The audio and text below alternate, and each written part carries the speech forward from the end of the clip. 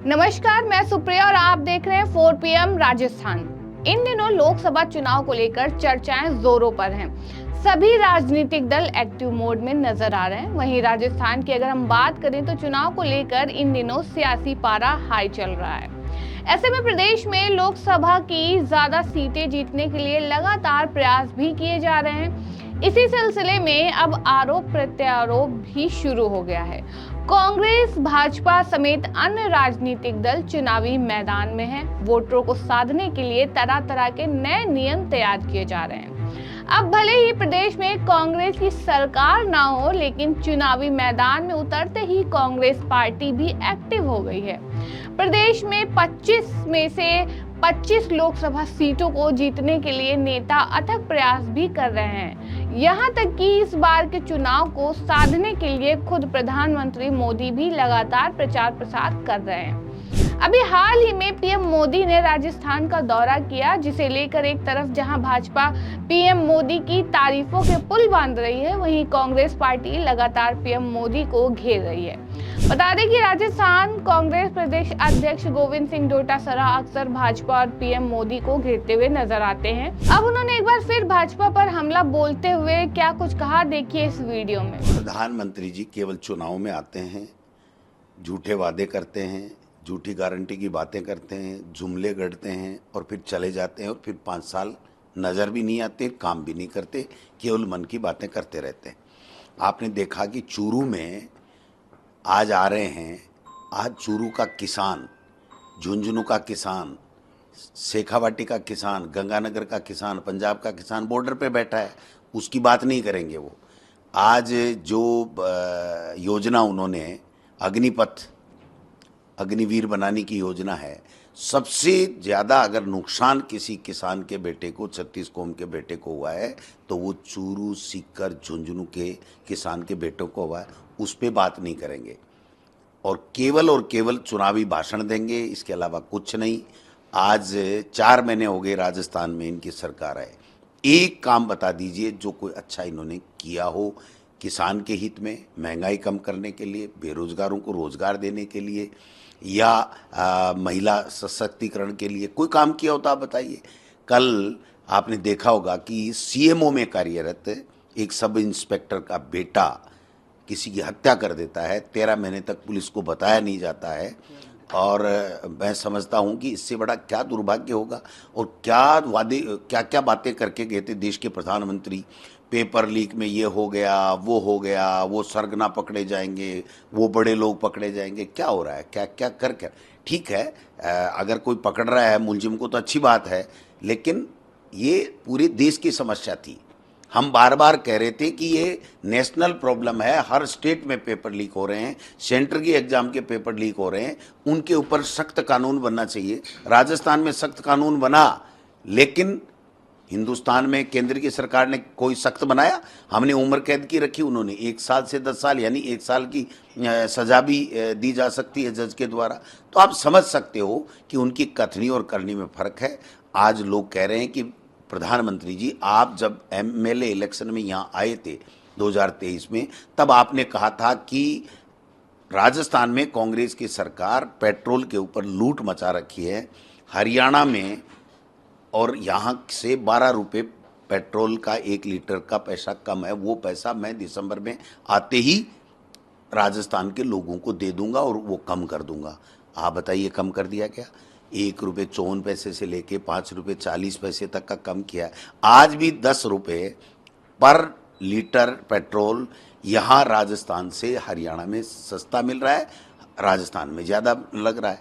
तो हम जब कहते थे कि ये हर स्टेट की अपनी अलग अलग है, तब वो कहते नहीं, ये तो लूट मचा रखी है राजस्थान में कांग्रेस की सरकार ने। आज वो लूट की बातें कहाँ चलेगी, आप बताइए? आज क्यों नहीं कर पा रहे? तो मोदी की हर गारंटी फेल है।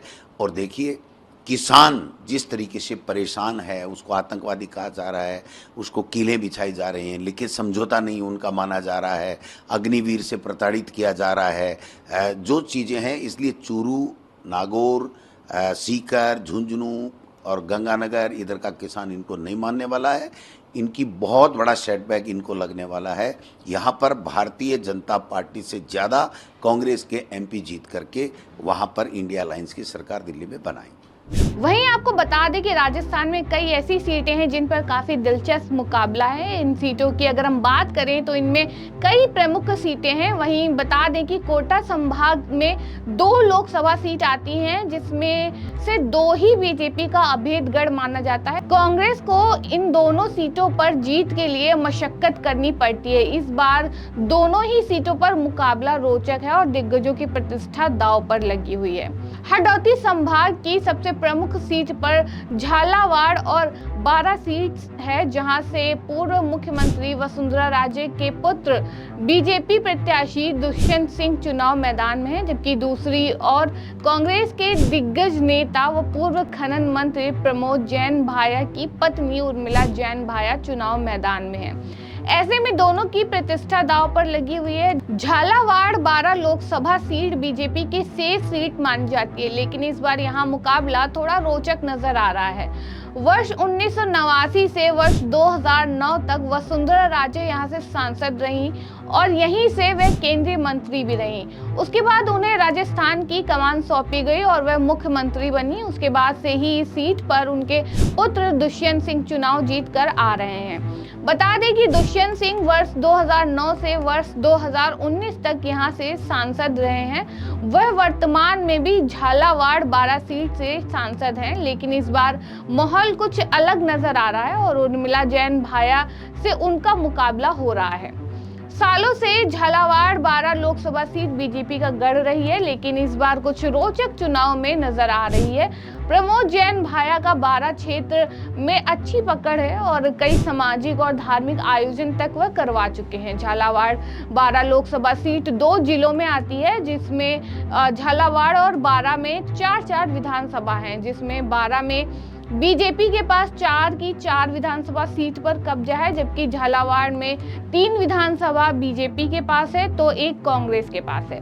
ऐसे में बीजेपी की स्थिति विधानसभा के अनुसार तो मजबूत है, लेकिन लोकसभा में कड़े मुकाबले का अनुमान लगाया जा रहा है। झालावाड़ 12 लोकसभा सीट से बीजेपी प्रत्याशी दुष्यंत सिंह मैदान में है तो कांग्रेस से उर्मिला जैन मैदान में है। ऐसे में वसुंधरा के बेटे चुनाव मैदान में होने से वसुंधरा राजे की प्रतिष्ठा दांव पर है, तो वहीं दूसरी ओर कांग्रेस के दिग्गज नेता प्रमोद जैन भाया की पत्नी उर्मिला जैन चुनाव मैदान में है। ऐसे में एक तरफ मां तो दूसरी तरफ पति की प्रतिष्ठा दांव पर लगी है। दोनों ही अपने अपने क्षेत्र में दिग्गज नेता हैं।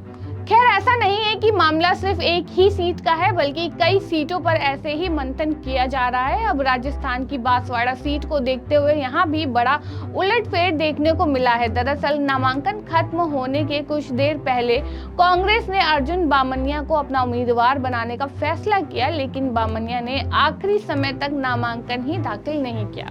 इससे पहले अरविंद डामोर ने कांग्रेस के डमी कैंडिडेट के रूप में नामांकन जमा कर दिया। हालांकि अभी ये साफ नहीं है कि क्या बामनिया ने कांग्रेस और बीएपी के लिए गठबंधन के कारण नामांकन जमा नहीं किया है या किसी चूक की वजह से नॉमिनेशन नहीं भर पाए। बामनिया के नॉमिनेशन नहीं भरने को लेकर कई तरह के कयास लगाए जा रहे हैं। ऐसे में अब आदिवासी बाहुल सीट पर त्रिकोणीय मुकाबला देखने को मिल सकता है। प्रदेश कांग्रेस कमेटी के एक प्रवक्ता ने कहा कि कांग्रेस ने डामोर को बांसवाड़ा लोकसभा सीट से अपना नामांकन पत्र दाखिल करने के लिए अधिकृत किया है। वहीं आपको बता दें कि पहले से ऐसी अटकलें लगाई जा रही थी कि कांग्रेस बांसवाड़ा में भारत आदिवासी पार्टी के साथ गठबंधन कर सकती है, लेकिन बाद में बीएपी ने पार्टी विधायक राजकुमार रोत को बांसवाड़ा से अपना उम्मीदवार बनाया। बीजेपी ने बांसवाड़ा डूंगरपुर से पूर्व विधायक मंत्री महेंद्रजीत सिंह मालविया को मैदान में उतारा है। भारतीय आदिवासी पार्टी ने कांग्रेस से समर्थन की मांग भी की थी। बाप के उम्मीदवार राजकुमार रोत ने सोशल मीडिया पर पोस्ट कर कहा कि बांसवाड़ा डूंगरपुर सीट पर भारत आदिवासी पार्टी को समर्थन करते हुए इंडिया गठबंधन में कांग्रेस सीट को छोड़ती है तो हम और यहाँ के समस्त रहवासी कांग्रेस आलाकमान के आभारी रहेंगे और बीजेपी को धूल चटाएंगे। खैर, अभी मौजूदा समय में चुनाव को लेकर सियासत काफी गर्म है। कई बड़े बड़े दिग्गज यहां से अपनी किस्मत आजमा रहे हैं। अब देखना ये होगा कि इस बार के चुनाव में किसे मौका मिलता है और जनता किसे चुनती है। ये तो आने वाला समय ही तय करेगा, लेकिन अभी सियासी मैदान में सभी अपनी किस्मत आजमा रहे हैं। फिलहाल के लिए इस खबर में इतना ही। तब तक देखते रहिए 4 PM राजस्थान। धन्यवाद।